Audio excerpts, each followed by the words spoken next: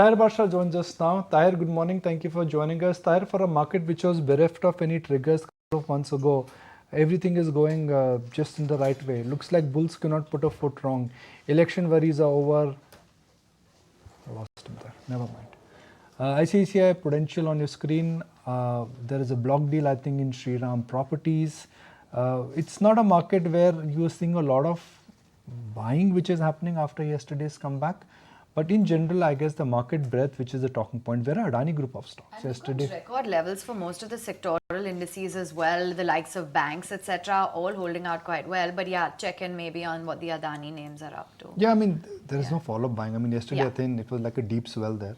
But, now you got to say yourself that what is the worry in the market? If there is no worry in the market, then obviously prices will also build up to some kind of a consensus. All right, Taher, for a market which was bereft of trigger, let's say 3 months ago, looks like bulls cannot put a foot wrong. There is just too much of cherry consensus why one should buy equities. Do you think markets are now priced to perfection? I would like to think that basically, I think we are still in a mode where valuations can be a little deceptive. And because we're probably likely to see earnings upgrades. Even the last result season, I think we saw a lot of earnings upgrades come through in several parts of the market. So I think if that were to probably continue going forward, then what probably appears as a little expensive market may not necessarily be so. So I think that is, as of now, what will keep the market momentum up. The expectation of earnings revisions as we go along. There are some parts of the market which are clearly in momentum. Valuations are somewhat ahead of what the fundamentals probably dictate. But I think there are a good section of the market which is reasonably realistic. I think there are businesses which have shown a significant deviation from the trend of the general market and probably their competitive peers. And therefore, market to that extent has probably been right in pricing them a little more expensive compared to the rest. So I think that's what probably I think will continue to be the feature of the market for some more time. When we look at it from the perspective of the Nifty, we all know that we are trading at a reasonably decent valuation. We are at about 19 odd times, 1 year forward earnings, and we've seen higher levels in the past. There could be different reasons attributable in the past, but we don't really think that this is a number which will really create a lot of flutter in the market in terms of having reached overvaluation zones. And besides, we are still sitting at the peak of the interest rate cycle, so that will have its own relevance and bearing on the overall valuations of the market. All right, that's the picture when it comes to the overall valuations. Taher, morning. Let's understand then what the outlook is when it comes to the overall liquidity situation, given that we have seen the re-emergence of FIIs as buyers into the market, and given the last pattern that we've seen over the last year and a half or so, do you think that with the current move in the market, it will compel them to come right back and stay invested in India? I would like to think so. I mean, we hear a lot of chatter about the fact that foreign investors have been on the sidelines in the recent past, more because of the expectations around elections and so on, and the political scenario. And therefore, I think with some clarity around that, I think they should be a little more confident about the near-term approach to the market. But I think on a more longer-term rationale, I think two things will stand out. One is obviously our growth prospects, which are definitely better than most of the rest of the world.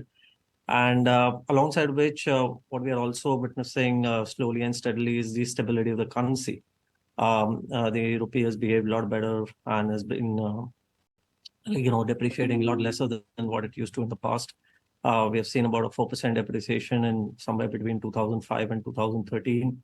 And in the last 10 years, it's been more like 3%. And probably with the initiatives that we are currently on with, if we see a relatively better stability in the rupee compared to versus the dollar, then I think that will probably add to the more positive sentiments as far as foreign investors are concerned, whether it is FDR or FII, or whether it is equity or debt markets. Right. Tahir, for those sitting out with a FOMO feeling or wondering whether they should have participated more, should have been fully invested, what's the message to those investors? Where is it that they should be looking at adding positions or buying afresh, if at all you recommend that in this market?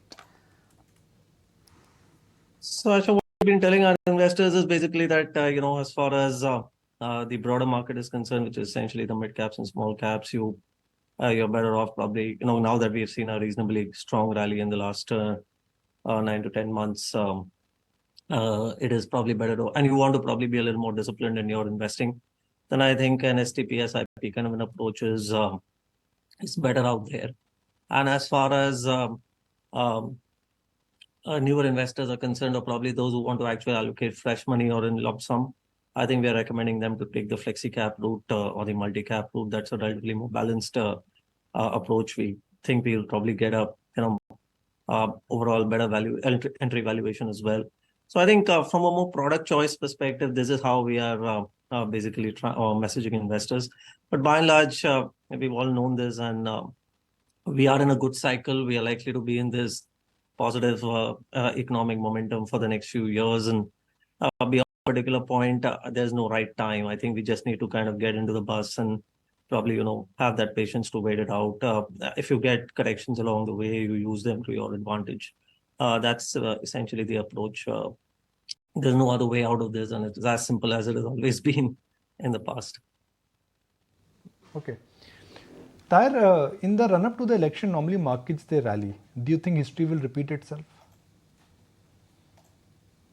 So as I heard you say a few minutes ago that the markets don't have really much to worry about at this stage, and that typically is a time when you can get those kind of surges in the market, and I would like to think that those the next 3 or 6 months probably will be more of that.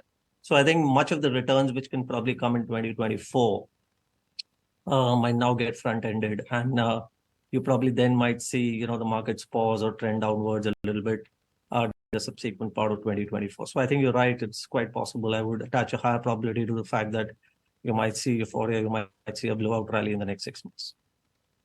What would be the top sectoral bet then, or theme that you believe investors can really bank on to ride it out for the next year, Taher? I'm sorry, can you just come again? I lost you along the way. Your top sectoral theme for the next year.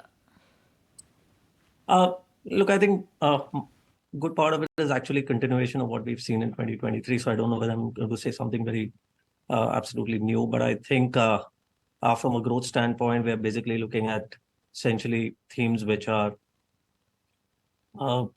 things like premiumization, luxury and lifestyle, spending, healthcare. These are the things which probably will dominate as we go along into 2024. From a more value standpoint, we think there is value in financials, and more importantly, the financial canvas is actually becoming wider and larger. Maybe 5 years ago, 10 years ago, it was largely about lenders, and whether it was banks or the non-banking lenders. Today, the entire ecosystem is a lot more wider, comprising of several other components. So it is a combination of lenders and non-lenders. It's a combination of offense and defense. It is a combination of platforms and balance sheet oriented companies. So I think that's something which is a place where we find reasonable value, and overall valuations are comfortable. I think you will probably see somewhere value excitement or growth emerge back in technology towards the second half of 2024. So that's an I would like to think it's a more cyclical opportunity at this stage. So I think these are the places where we are hunting. We are trying to see whether we can probably find opportunities and ride them.